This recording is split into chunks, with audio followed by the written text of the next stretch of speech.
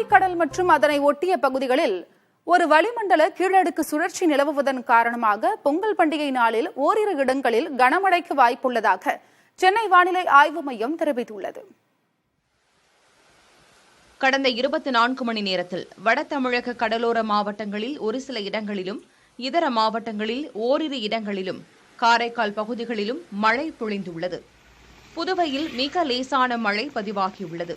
குமரிக்கடல் மற்றும் அதனை ஒட்டிய பகுதிகளில் நிலவும் வளிமண்டல கீழடுக்கு சுழற்சி காரணமாக பொங்கல் பண்டிகை நாளில் தென் தமிழகத்தின் அநேக இடங்களிலும், வட தமிழகத்தில் ஓரிரு இடங்களிலும், புதுச்சேரி மற்றும் காரைக்கால் பகுதிகளிலும் இடி மின்னலுடன் கூடிய லேசானது முதல் மிதமான மழை பொழியக்கூடும் என்று வானிலை ஆய்வு மையம் கூறியுள்ளது.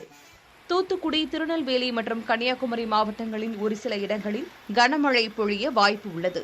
15ஆம் தேதி தென் தமிழகத்தின் அநேக இடங்களிலும், வட தமிழகத்தில் ஓரிரு இடங்களிலும், புதுச்சேரி மற்றும் காரைக்கால் பகுதிகளிலும் இடி மின்னலுடன் கூடிய லேசானது முதல் மிதமானது வரையிலான மழை பொழியக்கூடும் என்று தெரிவிக்கப்பட்டுள்ளது. சென்னையை பொறுத்தவரை வானம் ஓரளவு மேகமூட்டத்துடன் காணப்படும். அதிகாலை வேளையில் லேசான பனிமூட்டம் காணப்படும். நகரின் ஒரு சில பகுதிகளில் லேசானது முதல் மிதமானது வரையிலான மழை பொழிய வாய்ப்பு உள்ளது என்று தெரிவிக்கப்பட்டுள்ளது.